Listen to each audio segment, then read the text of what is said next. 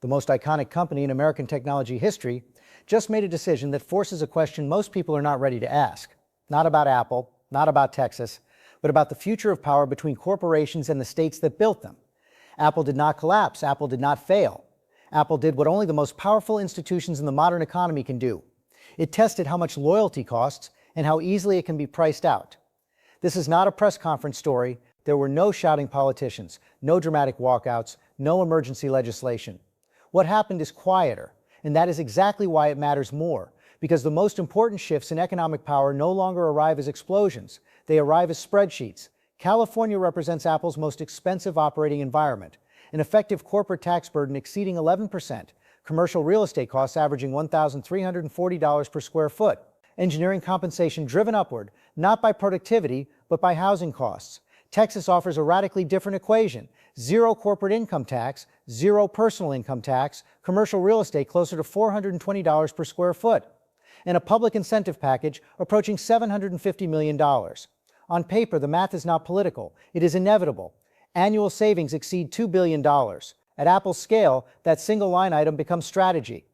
But here is what most coverage gets wrong. This is not simply a tax story. It is not red state versus blue state, and it is not even about Apple specifically.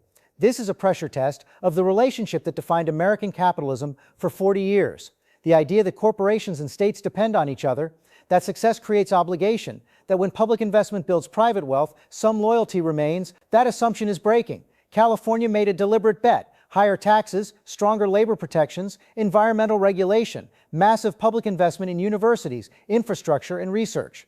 The deal was simple. We will create the world's most powerful innovation ecosystem, and the companies that grow inside it will stay anchored. Apple was the proof that the deal worked, until it wasn't. Here is the uncomfortable truth. States cannot move, cities cannot move, workers cannot easily move. Capital can. And once capital becomes fully mobile, it stops negotiating. It starts extracting. Tax abatements, incentives, infrastructure built to private specifications, not because states are weak, but because the alternative is collapse. Apple's decision does not remove a single employer. It destabilizes an entire ecosystem. Jobs multiply outward. Tax bases shrink.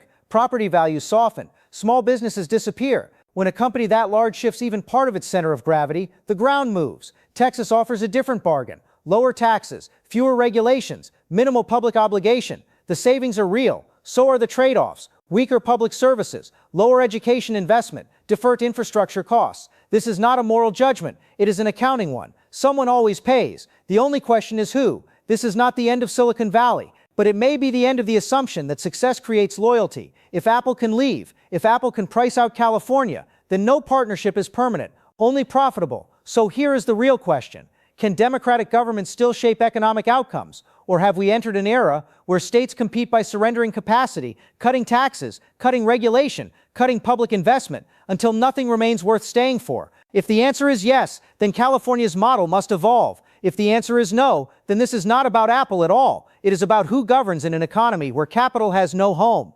This is not a story about one company. It is about whether economic power still answers to public accountability. If you care about the future of innovation, democracy, and work, subscribe, share this video, and decide for yourself what kind of economy we are building. Because the most dangerous shifts are not announced, they are normalized.